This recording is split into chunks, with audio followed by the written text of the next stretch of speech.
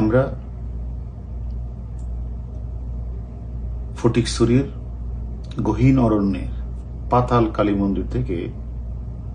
MP Anwarul Azim যে হত্যাকাণ্ডের যে মূল দুই যে ঘাতক, যারা সঞ্জীবা গার্ডেনে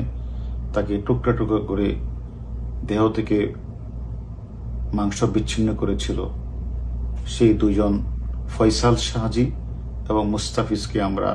গ্রেপ্তার করে আনার পর আমরা বিজ্ঞ আদালতের কাছে আমরা 6 দিনের রিমান্ড আমরা পেয়েছিলাম। সেই রিমান্ডের প্রেক্ষিতে তাদেরকে আমরা জিজ্ঞাসাবাদ করি, যদিও আমরা আগে বলেছিলাম তাদেরকে ওই ফটিকছড়ির পাতাল কালী মন্দিরে গ্রেপ্তার করার পরেই কিন্তু সেখানেই তারা আমাদের কাছে সবকিছুই তারা আমাদের কাছে অকপটে স্বীকার করেছিলেন। তারপরেও আমরা আদালতের অনুমতি কেবল 6 দিনের রিমান্ডে নিই, তাদের বিস্তারিত তাদের সাথে আমরা কথা বলেছি এবং